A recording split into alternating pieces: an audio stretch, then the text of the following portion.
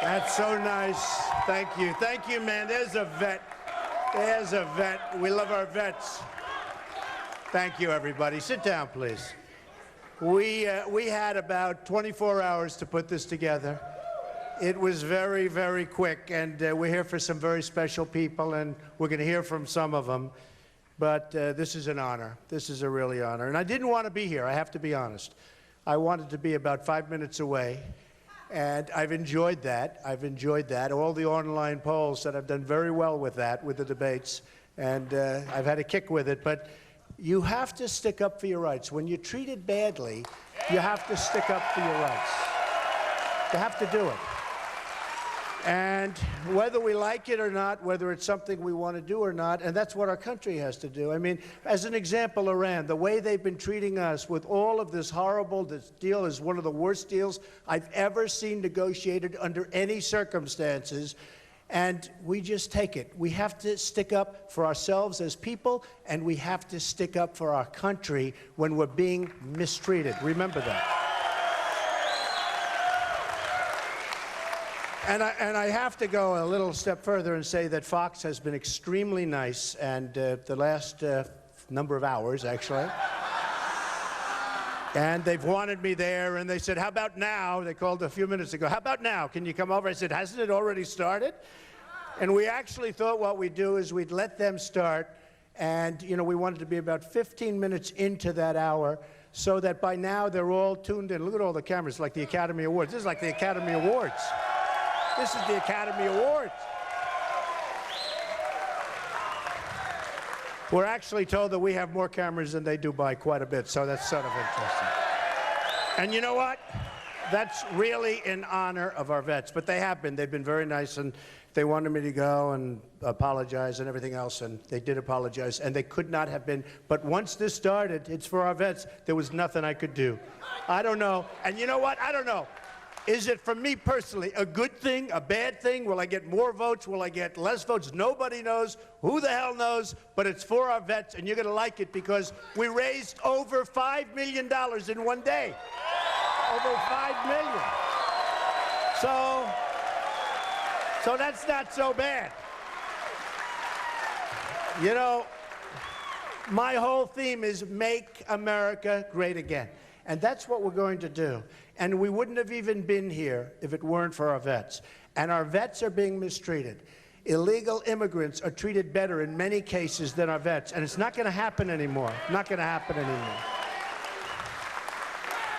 So once this ball started rolling, we couldn't stop it. And you see the House is packed. And literally, this took place less than 24 hours. We had less than 24 hours to do this because they said, listen, I'm not going to do the debate out of respect for myself. I won't do it because it would just be wrong. But I got to, you know, I love Iowa. I'm here. We got to do something. I didn't know we were going to raise $5 million. We actually raised close to $6 million, to be totally honest. But, and I have to say, a lot more to come. You know, we set up a site, www.donaldtrump4vets.com. 4vets.com. And they've raised almost $500,000 just today. So I think this money is going to continue to pour in. And we have some incredible, incredible people. I do want to call out some of the folks that gave a lot of the money. And then we're going to have somebody come up to speak who's an incredible speaker, but much more importantly, it's the subject. Somebody that really, really understands what the vets are going through. But first, we have to talk about people that made a lot of money. And they wouldn't have made a lot of money. They wouldn't even be here if it weren't for the vets and our great military. Because the military, right, Phil, has a lot more guts than you do. Is that right? We have different kind of guts, right? So Carl Icahn gave $500,000. One quick phone call. Would $500,000 be okay? Richard Lefrak, a great builder in New York, gave $100,000.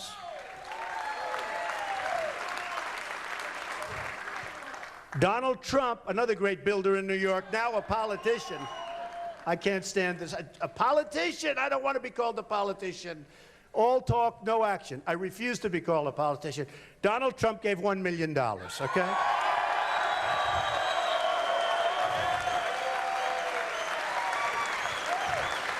The Fisher family of New York gave $75,000. Howard Lorber, a great a great fan and friend of our family, $100,000. A very, very rich man in New York, a very good friend of mine, a very good person, and he wants to be anonymous. The first time in his life, all his life he was out there. Now I said, do me a favor, could you give me $1 million for this? He said, what? I said, don't worry about it, just give me $1 million. He said, no, at least tell me. I said, it's for the vets. He said, you got it. Is that good, right? And he wanted to be anonymous. I don't know, he's changed, because you know what? You know who I'm talking about. 2 years ago, yes?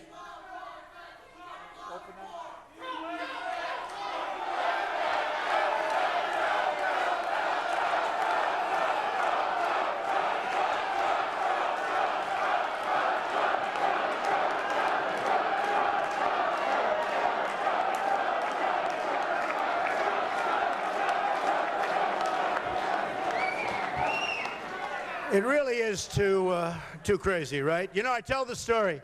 I love protests. I love protests at my rallies.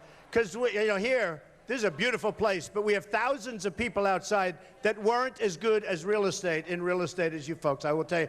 But we have thousands of people outside trying to get in. We set up cameras, we set up screens, we have everything. But I will tell you, you look at that, I love the protesters in the big arenas because the cameras never move. They're always on my face. And I say to my wife, Melania, honey, stand up. She has to suffer through it. She has to suffer through this. No, I go home. And it's always broadcast. You know, they can never let me like the other politicians. Nobody cares. There's nobody covering them, no cameras. Look at this. It's like crazy. But I'd say, how did I do? She said, you were great. Were there many people there? I say, what do you mean? There were 21,000. It was like in the Mavericks Arena. Or it was, I remember, in Alabama, Mobile, Alabama, we had 35,000 people. By the way, we get the biggest crowds by far. Much bigger than Bernie, although I have to say, he's second. He is second. No other Republican. But we get the biggest crowds. And she'll say, but they never show the crowd. And I'll say, what do you mean they never show the crowd?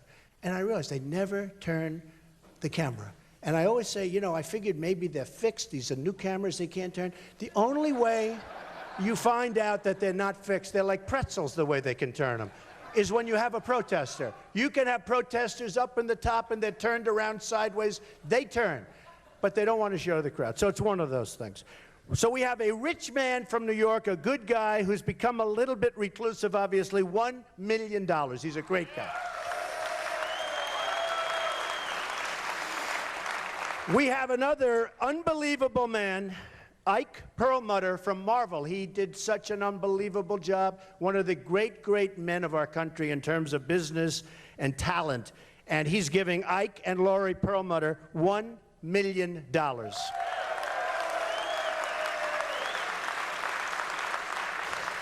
J.J. Cafaro from Florida and from Cleveland. He's a man who made a lot of money in Cleveland, does a good job, and a fantastic man. $50,000. J.J., thank you. Another great friend of mine, one of the most brilliant men you'll ever meet, a phenomenal world-class poker player. You wouldn't even know it. He doesn't do that for a living. He makes money for a living in every way. You cannot make a deal with this guy and come out on top. It's impossible. In fact, I'm thinking about him for China. How about him negotiating with China? Okay? You know, China, this year in trade, will make over $500 billion in terms of our trade deficit. $500 billion. That's no partnership. And I'm a free trader. I love free trade. But we have to use our head.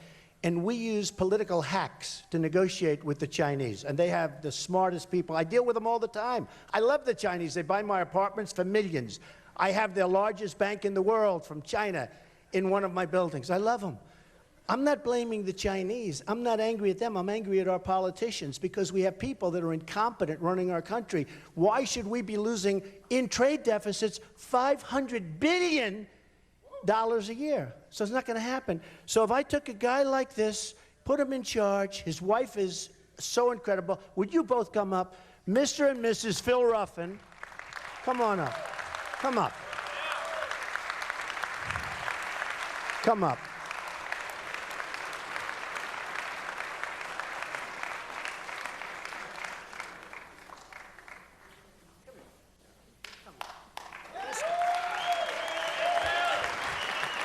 He's never had anything. It's like everything he touches turns to gold. Whatever deal he goes into, he bought a piece of land in Las Vegas, spent $110 million. He sold it a few years later and made plenty of money in between for $1.3 billion, right? Just about 1.3. I think he says more. Every single day. So when he gives $1 million, it's like, you know what, that's 10 cents. But for him, very important. Phil Ruffin, just say a couple of words.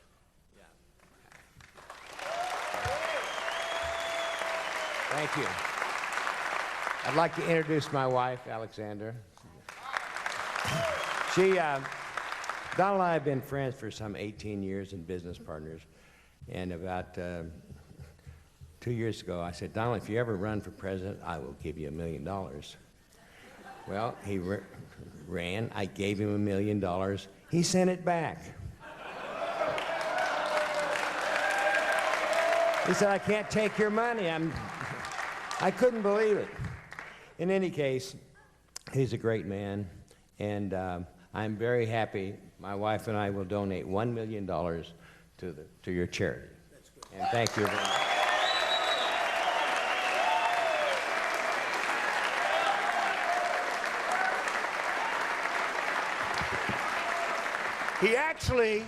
He actually sent me $1 million.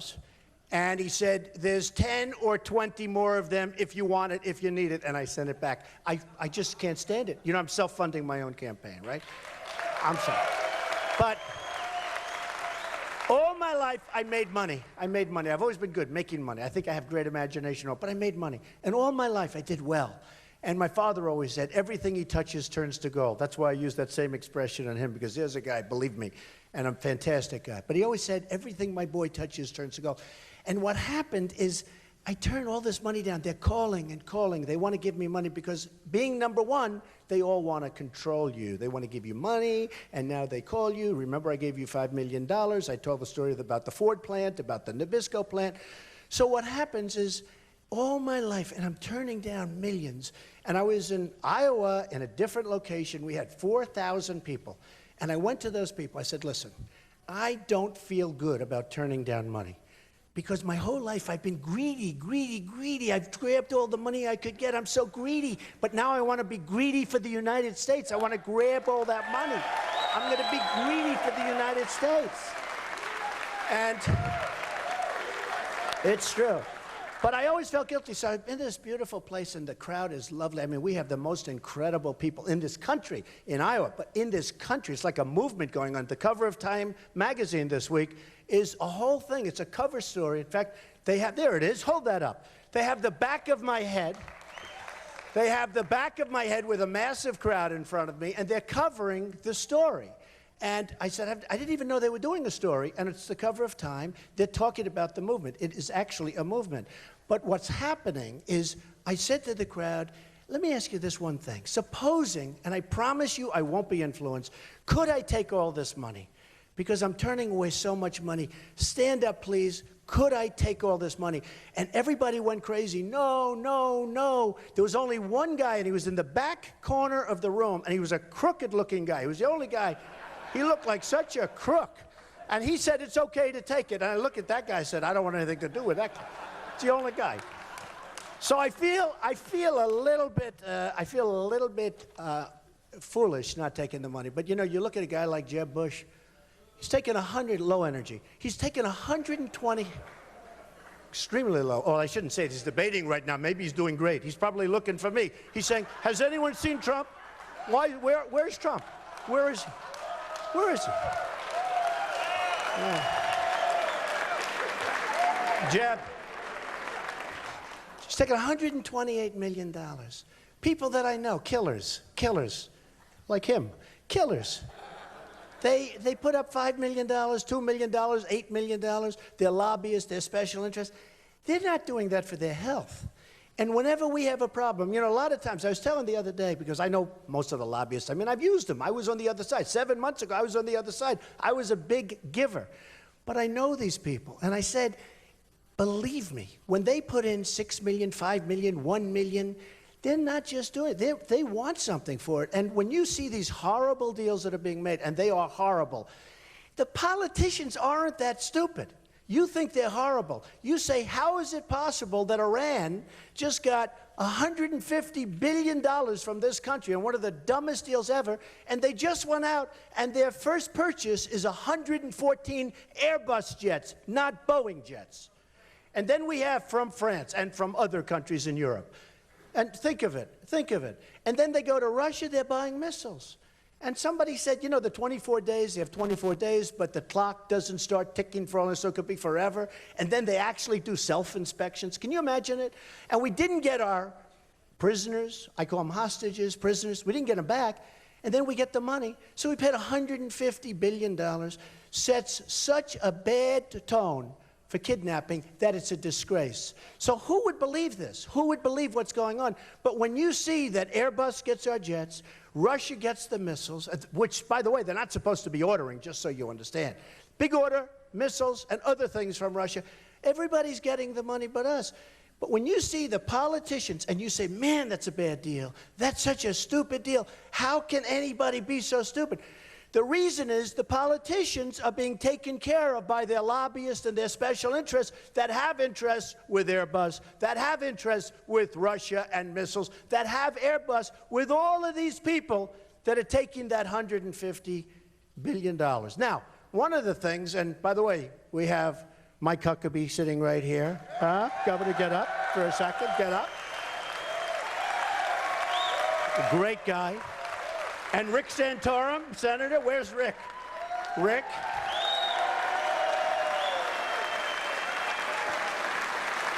Hey, fellas, come up here for a second. But just so you understand, and these two are not in that category. Come on up, Rick. Come on up, Governor. They are not in the, they're the only two politicians. They would never do a thing like this. Come on up. Come on up. Look.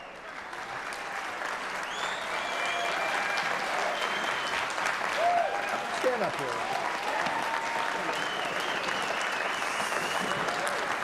And Mrs. Huckabee and Rick's daughter, stand up, stand up. USA.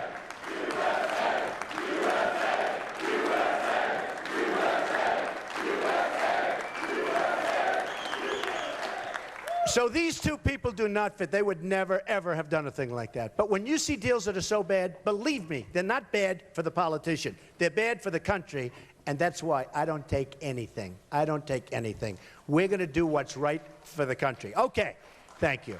I want to ask Rick and then Mike to say a few words. You know, I heard they did really well, these two. And who the hell knows? I didn't get to see very much of it, but I heard they did. I said, how did they do? I think if you did poorly, you probably wouldn't be here right now. You'd go back, you'd be depressed, right? Huh? So, Rick, say a few words. Mike, say a few words. We'd love it. Come on. Thank you so much. Thank you.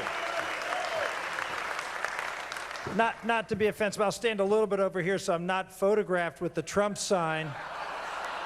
I'm supporting another candidate for president. That doesn't mean we can't work together when it comes to helping our veterans, and that's what Mike and I are here doing tonight. And, you know, I grew up on a VA grounds. My mom and dad worked for the Veterans Administration for 40 years. And I watched it over that time, and I heard my parents talk about how the VA system has been degraded over time. Used to be the best healthcare system in the world. It's not the best healthcare system in the world.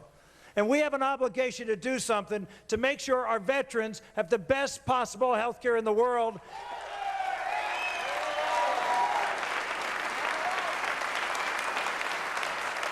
And we can give them that by allowing every veteran to go to any hospital in their community to get the care that they need when they need it.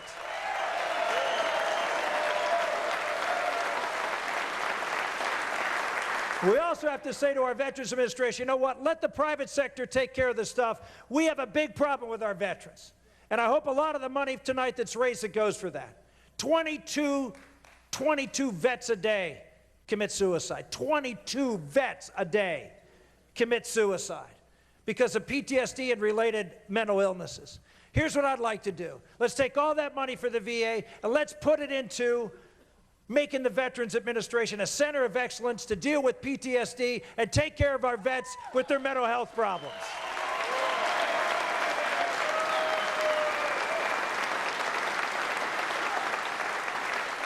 So I appreciate all those folks who raised money. Let's put some of that money toward helping our men and women who are suffering the most, and I will be very happy to be here to make sure that that happens. And God bless you, and thank you for being here tonight.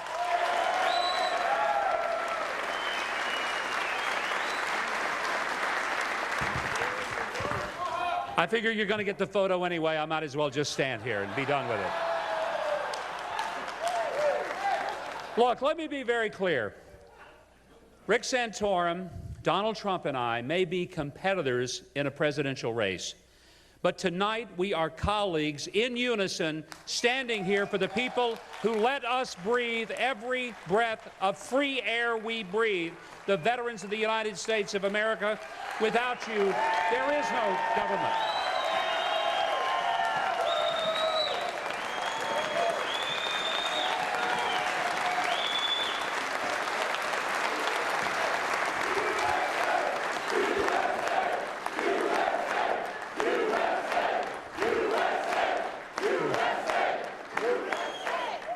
You see, in my mind, I was hearing you say, "Go, Huck, go," but I want to say how grateful I am to Donald Trump for inviting us here, because the easy thing for him to do is to simply ignore that anybody else cares about veterans, and he's not that kind of person. And I want to say thank you, Donald Trump, for asking Rick Santorum and me, and I think he would have let any of the other candidates come, and for reasons that maybe I don't understand, they're not here. Some of them because they had a slot at 8 o'clock. I had nothing to do at 8 o'clock tonight. This worked great for me. But it says something about him that he would bring us here to his own event, because bigger than even the election is the fact that we wouldn't have free elections in this country if it weren't for the people who stood between bullets, bombs, and our freedom. And thank you.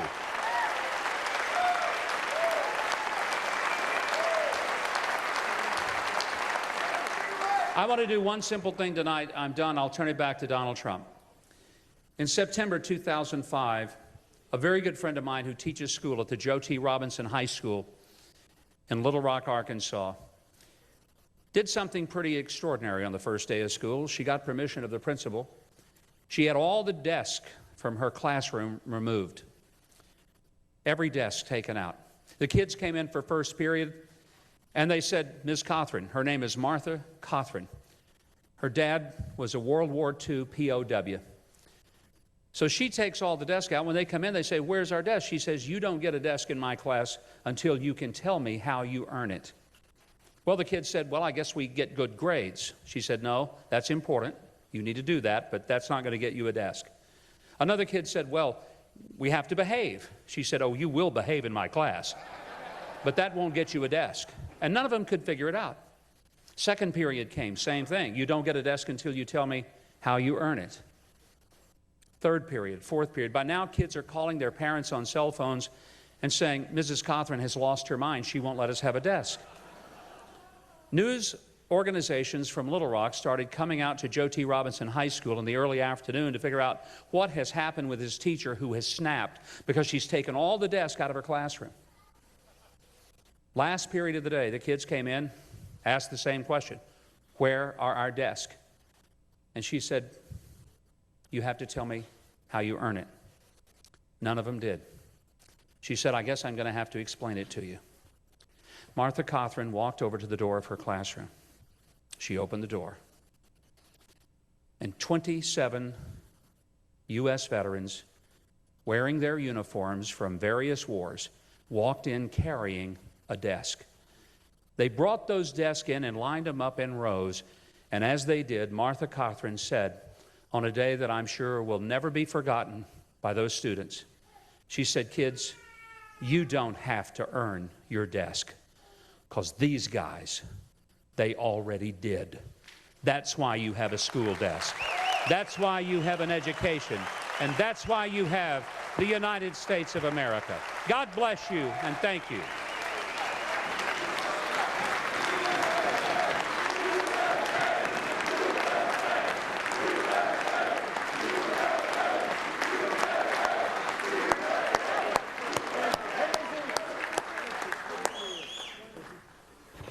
To two amazing people, really great people. I've gotten to know them very well, being on the trail, as they say, and I'm very happy with what's going on the trail. I've had an amazing period of time, and I'm not going to be doing polls tonight. Usually I'd like to get up and do polls, and everybody, even Mike would say, why do you keep doing those polls? I say, because they're so good. You know, when you... But we've had amazing polls in Iowa. We've had amazing polls no matter where we've been. And we're leading now by substantial margins in Iowa and every single state. We're leading every national poll because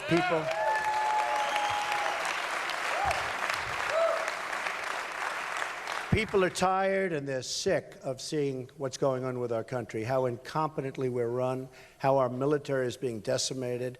And for tonight, you know, as an example, what's happening tonight. You see the kind of love in this room. There's amazing love. The veterans are the most amazing, the warmest, the best people. And we're going to take care of our veterans. So I just think it's great. So I'm going to introduce somebody who's going to speak for a little while. And I said, take your time. And he's going to introduce a couple of his friends. But he's been through a lot. And John Wayne Walding, I think a lot of you have heard, actually become a very famous person. He should be much more famous than me because he's a lot more courageous than I am, I will tell you. I'm financially courageous, but the other stuff, I don't know, I'm so good. So he spent 12 years in the United States Army, with 7 of those years being in the 3rd Special Forces, top of the line, group at Fort Bragg, North Carolina. He has combat deployments to both Iraq and Afghanistan. And during his career at the 3rd Special Forces Group, really the elite, these are the best, he worked on a Special Forces operator and as an operator at the sniper detachment and as a sniper instructor. He is a phenomenal world-class marksman and shot. His military school experience includes Special Operations Target, Interdictin courses, Special Forces Advanced Urban Combat, not easy, 3rd SFG Advanced Sniper, Special Forces Qualifications courses, and airborne and air assaults. He's got every single thing in the book. John's awards and badges include Silver Star, Bronze Star, Purple Heart, Combat Infantry Badge, Airborne Air Assault, and Air Special Forces tab. John participated in numerous battles during his deployment. Most famous of all was the Battle of Shark Valley, which was a tough one, a really tough one. Unbelievable bad results and brilliant results. The victory was brilliant, but tremendous, tremendous carnage, which you can read about in the new book, No Way Out, A Story of Valor in the Mountains of Afghanistan. John lost a leg. He is an amazing guy, and I heard him speak once before. I was so impressed, I just asked him to come over and say a few words and also introduce your very brave friends. Come on up. John Wayne, come on.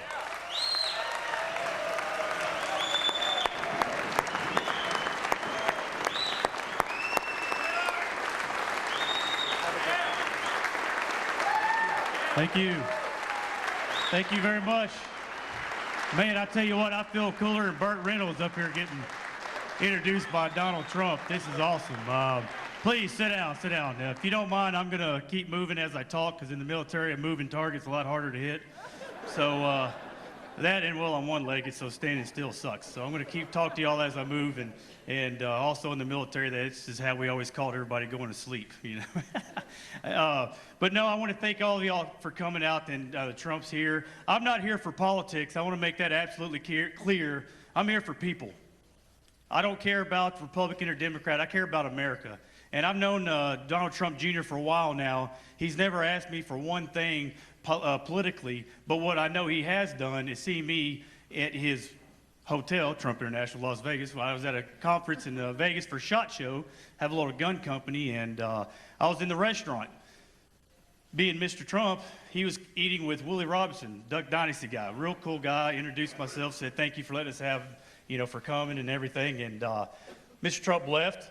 Well, he came back and he squatted next to my table and talked to me for almost an hour and didn't ask one thing. He just genuinely wanted to say hi and let me know that he cared about my service and that he wanted me to make sure I had a good time. So I'm here for people. I'm here for people as great as he is and the Trump organization. That I hate that how many people just, they get the bad rap. You know, another story that I know that no one knows is that I remember Donald and his son, senior, or correction, his wife, a long time ago, they broke down. Nobody would ever help them. Finally, a couple stopped. They helped them with their vehicle and helped them get transportation. Well, guess what they did? They paid off their mortgage. Do you ever hear about that? No. Because they're people. They're genuine people, and that is the movement. That is the movement that I think that everybody in America is actually getting onto, is that he is unapologetically American. That's what we are. We are American, absolutely. America is the greatest thing that's ever happened to this planet in its existence, and why should I ever say I'm sorry for that? Tell me that. Mr. Trump, he says things that may not make you feel good, but it is the better thing for this great country. And that's what I care about, is the better thing for this country. Now, why I'm here, now, they told me at first I only had a little bit of time, so if you know me by now, you know getting me to talk for a little bit is about as easy. Probably find Hillary Clinton's emails, you know. Just ain't gonna happen, right? So I was very pleased to hear him say that I can get up and speak to you, and so for that, Mr. Trump, thank you very much. But like they said, my name is John Wayne Walding. I'm a Green Beret born on 4th of July, and I'm from Groesbeck, Texas. So you're welcome, America, right? You can't write this, you know, and on that note, so I asked my dad one day, because this is my true name, I really am John Wayne Walding, really was born on 4th of July. And I asked my dad one day when I was about 16, and I remember asking, Dad, why'd you name me that? Thinking, probably get this great story about how he's a great American and blah, blah, blah, right? He said it just like this, and I quote, had a cool birthday, figure you need a cool name. Well, I'm glad you thought, he was kind of a hippie, but you know, I'm glad you thought about it, because I'm not stuck with it. But I became a Green Beret, and like I said, I did 12 years in the military, the majority of that in Special Forces as a Green Beret. And if people didn't know, the actual true term for Green Berets is Special Forces. Special Operations is what they always make, you know, the Navy SEALs and Rangers and everybody else. That's what they fall under. Special Forces are the U.S. Army Green Berets. And one thing I didn't know as a Green Beret, and while I was in, under that hat of Special Operations, over 6% of all the missions that are done by Green Berets. Why does no one know that? Well, we don't write books, we don't be in movies, we do the job. You know, and a good friend of mine was Chris Kyle, and he was a Navy SEAL. And it was always real fun whenever we, you know, be out at a training event. And so you got the Army sniper and the Green, you know, Navy SEAL sniper, and you suck, no, you suck. Ah, well, you know, so that was fun banter back and forth. But that's you know, statistics. You know, we go the most, we die the most, we get hurt the most. Navy SEAL Foundation's got, well, this is an old stat, but around 35 million, and Green Beret Foundation had 3. You know, it's just one of the things that Americans don't realize, that we do our job. Our motto is quiet professionals. You know, and one thing that we've learned, there's a true difference between quiet and silent professional. And that's what I'm trying to be as humbly as possible, to let people know that the job of a Green Beret is we teach them to die for their country rather than us doing it. That's a pretty good mission, right? Instead of sending 100 Americans into this village to kill a bad guy, why don't we send 15 Green Berets in to teach 1,000 of their army and let them do it? So that's whenever JFK, John F. Kennedy, back in the 60s, actually donned the Green Berets and let us have it. That was our job, and we're good at it, and that's what we love to do. Within 30 days of the towers falling, there were Green Berets in Afghanistan and haven't left yet, and we're not going to leave. So that's my propaganda for there, so I'm a little biased. But okay, so, you know, I lost my leg in Afghanistan in 2008 in a firefight in the Battle of Shock Valley that pretty much we weren't supposed to win. If you ever believe in God, that's why I believe in God, because there's no reason we should be alive. About 15 Americans went up, along with Afghani commandos. We went up against over 200 insurgents when they had the elevated position in a mountain. And after 6.5 hours, 70 danger close airstrikes, 10 silver stars given, we won. How awesome is that? 0 American lives were killed. How can you be a Taliban or ISIS or whatever commander where 15 Americans can go wipe out 200 of you? I don't know how they do it. You know, I'd be in the back of the formation and be like, hey guys, I got something to do tomorrow, and I don't know, but so that's when I lost my leg, and I got shot halfway through the battle. Had to put a tourniquet on my leg along with the help of a fellow Green Beret. You know, during the battle, it was literally folded halfway over, excuse the gory, but halfway over and only hanging by an inch of flesh. And on the objective, I turned it into my growing. I said crotch on national television, well, I guess twice on national television. I remember what my wife asked me. He's like, really, John, that's what we're, okay, I married you forever, all right. But I say growing now into my area, and that's how I got off the mountain, carrying my leg and fighting next to my brothers. And that's not the end of the story. Thank you. Yeah, I tell everybody you should see the other guy. Yeah, check out the other guy. But that's not the end of the story. That's the beginning, and that's why I'm here. That's the beginning of me learning the word can't. Green Beret, barrel-chested freedom fighter, can't. I cannot walk. I can't walk without the help of a prosthetic leg. And let me tell you something, that is some gut-wrenching punch that I hope none of you ever have to feel, because as not only a father, but a husband and a provider for the family, when you lose that leg, that is an instant insecurity that you go into about, am I good enough? Am I okay to make sure that my family has food? Can I still provide? And three things is what made me get better. First and foremost is God, because without him, we'd be nothing. Amen? Amen. That's the first thing. The second thing is my wife and family, my beautiful wife, who have, Amy at home, if you're watching, love you, sugar. But that is absolutely my wife and family, making sure that every single day I have that compass to look forward to and say, thank you. And the third thing that made me want to always continue to lean forward and fight hard is you, Americans, great Americans that get it. Absolutely get it. It's the Americans that say the two words, thank you. Never underestimate the magnitude of what the two words, thank you, mean to veterans. If you don't believe me, ask a Vietnam guy. Ask somebody in Vietnam what it's like to come back and get spit on. Ask somebody in Vietnam what it's like to get called a baby killer. I'll tell you right now, if I lost my leg for my country and I got spit on, I'd be homeless, single, and have an addiction problem, because those two words are absolutely that mental validation that says it's worth it. Right? That's what everything we do, it says it's worth it. I like to joke, I like to have fun, and I always say I make one-legged look good. You know, I don't have a face for radio. I'm up here, so it's not too bad. But I'll be honest with you, if I didn't tell you that it sucks being one-legged. It sucks not being able to do calf raises. It sucks not to be able to walk to the bathroom in the middle of the night. It sucks whenever your kids are wanting to play soccer and you can't do it because you've been working all day with a real job trying to make your money. But it's worth it. Why? Because thank you. Great Americans like yourselves that say thank you, and it makes that mental validation that says it's worth it. And what does that do? That makes me not just want to be a husband, but a loving husband. Not just a father, but it involved an actual loving and compassionate father. Somebody that wants to be with them. Not just a citizen, but a successful, right? A productive citizen of society. Somebody that wants to actually be with other Americans and not just be in that wall, in that prison that they call home, because nobody ever validated their sacrifice.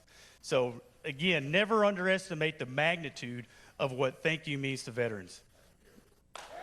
You're worth it. So, thank you.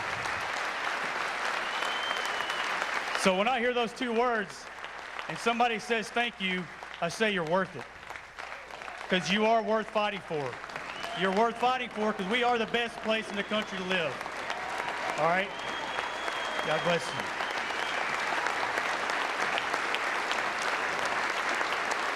This is awesome. All right. So when you say thank you, I say you're worth it, and I mean it. But let me tell you something else, though. We lose 22 vets a day to suicide and lack of transition. And I can tell you I felt that firsthand. Because not only when you get back, the military gives you a big old shopping cart full of drugs that says, hey, you got shot, take these, it'll make you feel better. And about after a year, I realized I'm healed. You know, I'm healed. My injury, my leg ain't growing back. I tried, you know, never mind. So anyway, I've tried. It ain't going to heal. My incisions, stitches, everything out, it's not going to heal. But guess what? I still hurt. I hurt every single day, and I know that will take it away. Fortunately, I had God, my family, and my country behind me, but not everybody gets to feel that.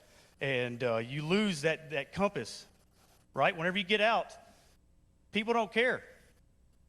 You know, they don't care. Everybody loves you, and they pat you on your back, but who's going to pay the bills, right? So when you get out, you don't know where that compass is spinning. I challenge you to find a veteran or someone that has better work ethic, better dedication than a veteran. But when that compass is spinning, that's when the insecurity builds in. That insecurity instantly becomes sadness because you're sad. You got the boo-boo lip out. That's what I call the boo-boo lip. I rarely bring it out, only when at home. But you get that out, and that instantly becomes depression. You know, you get depressed. Man, I suck at life. I can't even pay my bills. You know, I don't get a paycheck on the 1st and 15th, and that 4 walls become a prison. You know, that's how it happens.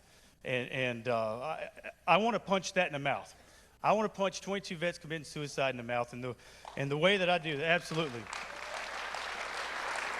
And the best thing, and I want to speak specifically to veterans right now, if you're having that problem, that life sucks, right, because you're one-legged or no-legged or whatever, you know, just a civilian now, which it is kind of weird being a civilian, I'm not going to lie. Got a weird feeling to it. But you see that compass spinning, you don't know what to do. When you start getting sad, you need to tell yourself that you owe it to the fallen to live well.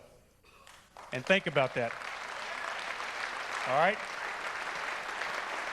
I have over 30 names that are embroidered into my center console, and it's not because I think it's cool to see a lot of names. It's because I knew every single one of those names, and they're dead now.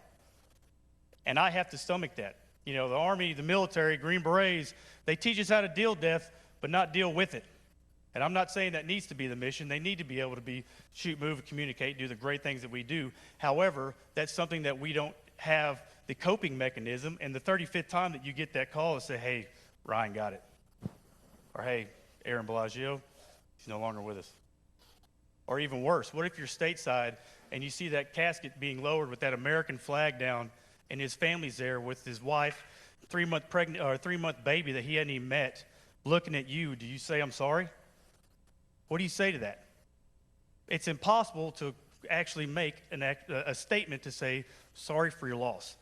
Here's how you do that. You live well for the fallen. That's a debt that you owe. If your life sucks, they win. Right? If your life sucks, they win. And that's something you cannot let happen. So whenever you get that feeling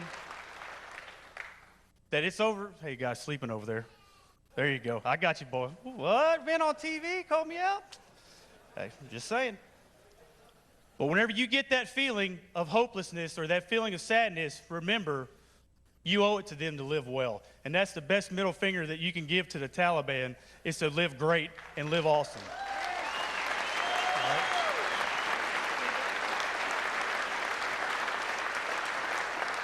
So to remind myself every single day, I wear this ring right here as a symbol of 22 that commit suicide every single day. And I want to bring up Jacob Schick and Jeff Kyle, two great friends of mine. Well, there we go. Come on up there, sugar.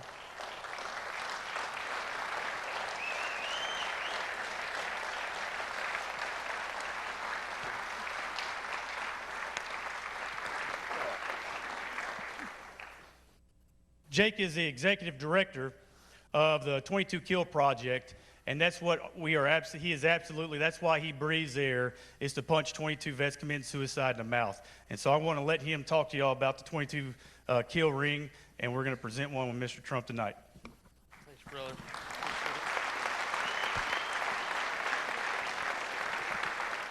So much America, John Wayne. So much America. Love it. I can't say it. Sorry, brother. So we wear these honor rings. I'm blessed to be a part of a great organization to fight the staggering statistics that 22 warriors die by suicide every day. Not only do we lose them on the battlefield, but we lose them when they come home by their own hand. And on average, it's 22 a day. All three of us, we're all war fighters, and we've all buried brothers. And it's unacceptable. So at 22kill.com, we fight like hell every day to end that statistic and let these warriors know and their families know you're worth it. Keep fighting the good fight. People wonder why we're the best military in the world. I'll tell you why. Because it's one team, one fight. We're all in it together.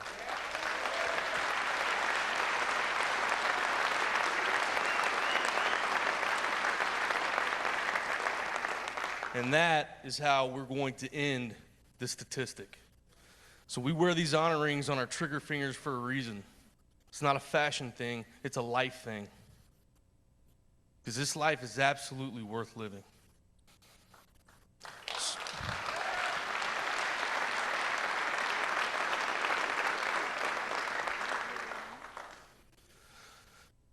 So we are so proud to be here and honored to be here.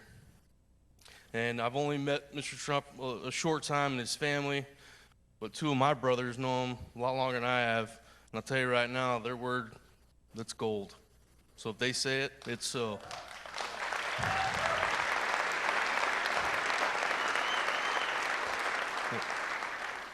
And with that, these honor rings mean so much to us because it's a silent salute to those who served and or are serving, and to highlight the fact that we lose 22 of our finest every day by their own hand. And together we can crush that. We can stop it. So, thank you. So with that, before we do this presentation, I feel like it would be remiss if I didn't say to all those in the audience tonight who served and to family members who went through those deployments with them, thank you. Thank you for being here, and thank you for what you did.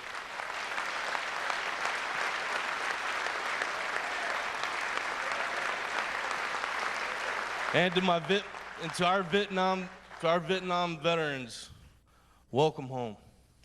Welcome home. And with that, I would like one of my best friends and fellow Marine, we're better, get over it, John Wayne, we're better, to present Mr. Trump with his personal honor ring that we brought for you.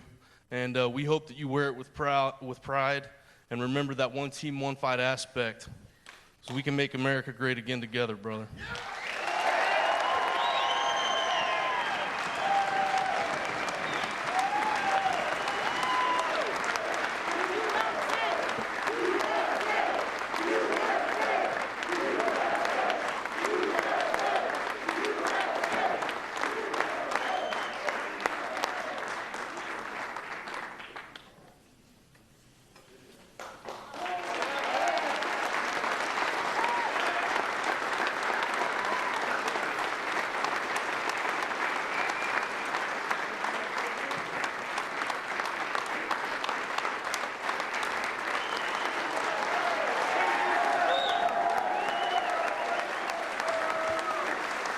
That was amazing. Isn't that better than this debate that's going on where everyone's sleeping, right? They're all sleeping. They're all sleeping, everybody. You know, I see two of my friends in the audience, and they've become very famous and very rich. Come on, Diamond and Silk, get up here for a second. Diamond and Silk, these two are unbelievable. Melania called me, she said, you know, there's somebody that's so amazing, come here, you have to see this. And I came and I watched these two incredible women, these two beautiful women, and they were going rapping back, forth.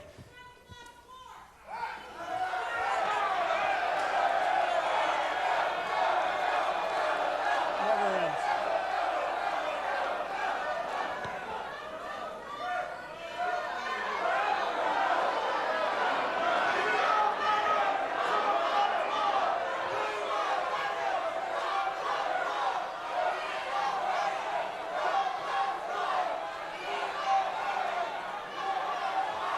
Amazing.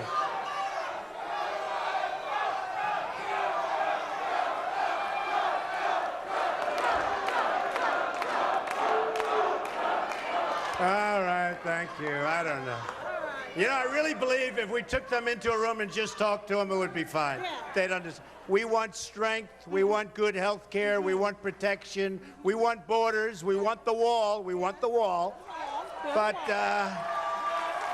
if we could sit with them for about 10 minutes, maybe they'd understand. Say hello. Hey, how y'all doing? Hi.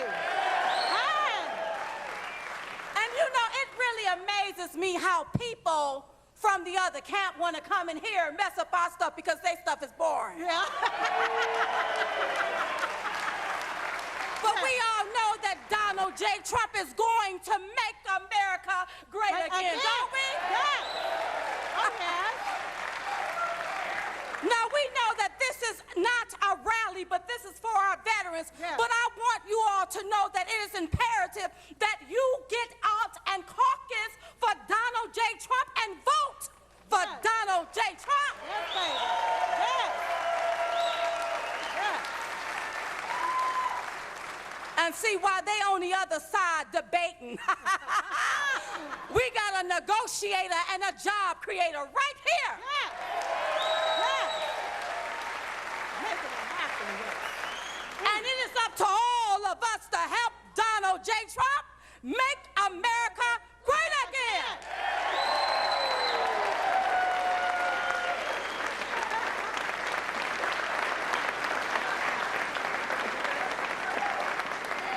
I'll tell you what, they are something, those two. Right? Was that something? They really have, they've become a sensation all over the internet, all over everything, and we really appreciate it. So, just to sum up, we have an amazing country. We need strong leadership. We need compassionate leadership. We have to take care of our health care. We have to take care of our borders. We have to make our military so strong, so big, so powerful that nobody messes with us. We're never going to have to use it. We want nobody to mess with us. All over, and I tell this story all the time, I see our generals, they're always on talk shows. They're retiring, or even when they're not, they're talking about where the enemy is, how. I don't want generals that talk. I want generals, and so do you folks. I want generals that have action, that know. I want General George Patton. I want General MacArthur. We want generals. We want people that are going to keep us safe. So I just say this. We are a country that doesn't win anymore. We don't win anymore. When was the last time we won? We don't win on trade. We don't win in the military. We don't beat ISIS. We don't do anything. We're not good. We're just not the same place. We are going to win so much. We are going to win at the military. We're going to win at the border. We're going to win on trade. We're going to get rid of Obamacare and come up with great, powerful, wonderful health care. We're going to win again. I'll tell you what, we're going to win again. We're going to win at every single level. And we're not going to be laughed at throughout the rest of the world because, believe me, they laugh at our stupidity. They cannot believe what's happening. We send weapons over to our allies. A gun is fired in the air. They hear one sound of a bullet. They drop the weapons. The enemy takes them. And now people come back from the Middle East and they tell me, Mr. Trump, they have better weapons than we do. They have the new versions. They have the best weapons, the enemy. Not going to happen anymore. It's not going to happen anymore, I will tell you. So, this is a special night for me, and I had no idea this was going to happen. We started out literally 24 hours ago, maybe less. We had no idea, and we went out. We set up the website. I called some friends. And we just cracked, the sign was just given, we just cracked $6 million, right? $6 million.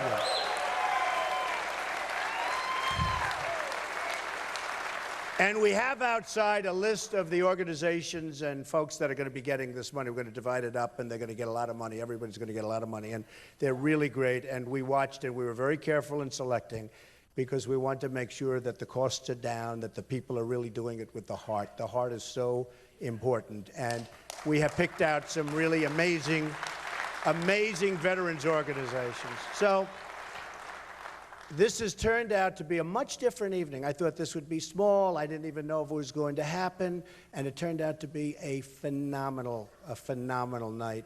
I've gotten to meet some incredible veterans.